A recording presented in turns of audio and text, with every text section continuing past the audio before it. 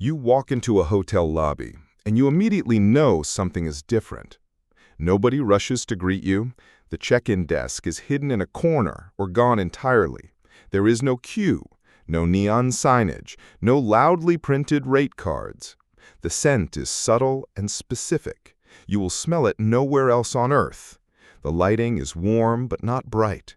The ceiling is either very low or cathedral high. A staff member appears, somehow already knowing your name. You did not ask for any of this. The hotel designed every single moment of it in advance. This is not hospitality. This is a language.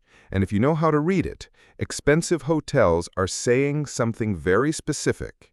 You have arrived somewhere not everyone is allowed to go. Today, we are going to decode that language and explain why the world's most expensive hotels communicate the way they do. Hospitality researchers call the first few minutes of a guest's stay the arrival sequence, and in luxury hotels, nothing about it is accidental. Budget hotels optimize arrival for efficiency. Get the guest checked in, give them a key, move to the next person.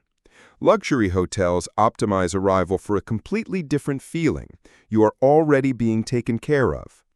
The front desk disappearing is one of the most deliberate signals. In many ultra-luxury properties, check-in happens at a private table, at the bar, or inside your room, with a staff member who escorts you directly. This removes the hotel's last resemblance to a transaction. You are not buying a room. You are being received. The scent is another layer. Major luxury hotel groups, including Four Seasons, Ritz-Carlton, and Aman, develop proprietary signature scents pumped through HVAC systems. Guests rarely consciously notice the smell, but they notice the absence of it when they leave. Scent is one of the most powerful memory anchors in human psychology.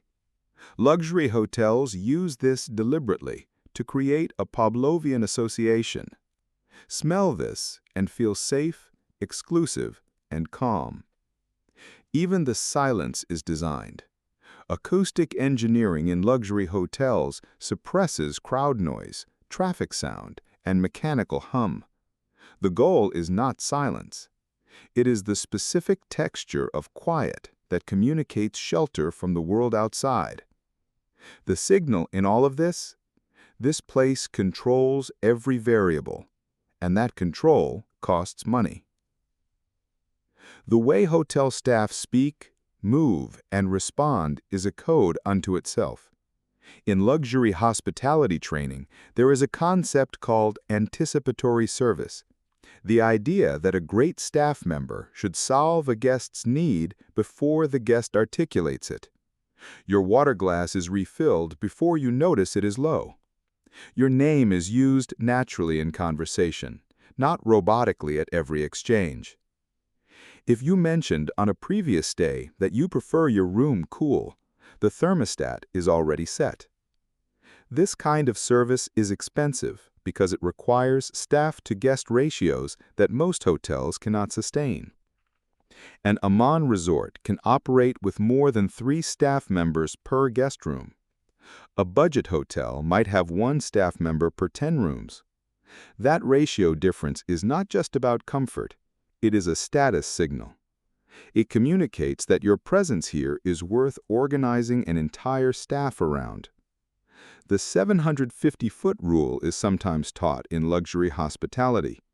Any staff member within 750 feet of a guest should acknowledge them. The 5 and 10 rule at Ritz-Carlton properties holds that staff make eye contact and smile at 10 feet and offer a verbal greeting at 5 feet.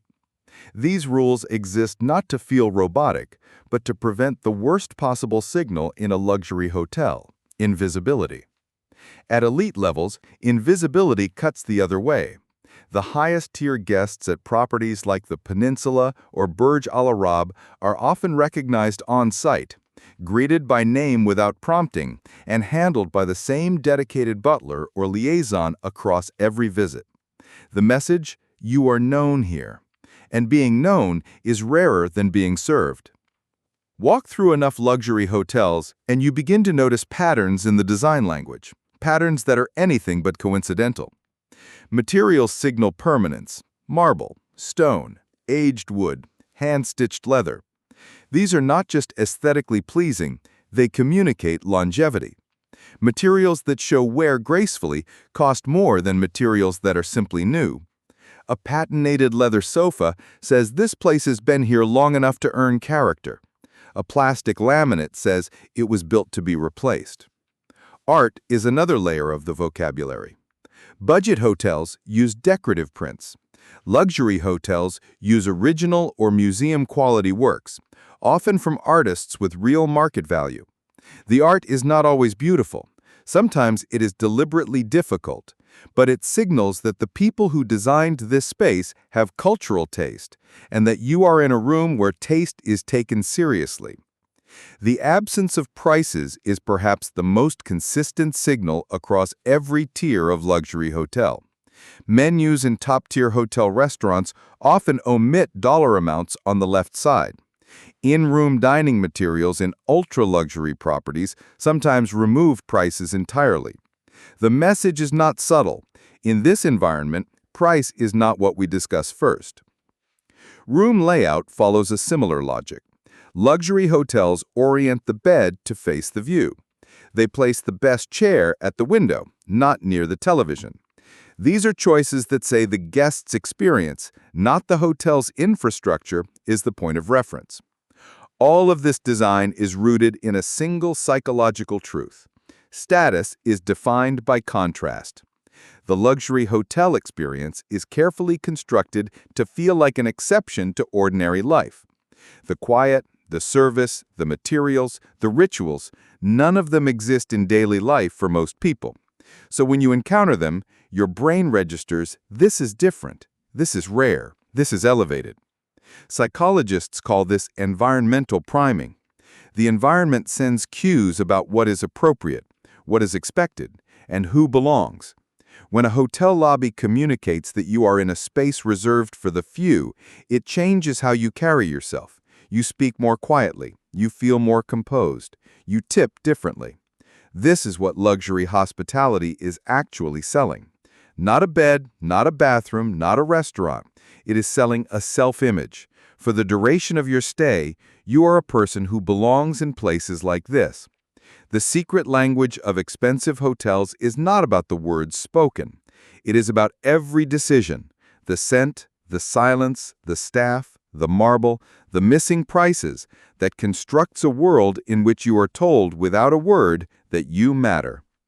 The most expensive part of a luxury hotel is not the thread count or the minibar. It is the invisible infrastructure of signals built to make you feel like you belong somewhere most people never go. Once you can read the language, you see it everywhere. And once you see it, you start to understand the real product luxury has always been selling. If this kind of analysis is what you come here for, subscribe to Status Theory. Every episode we decode another layer of the game.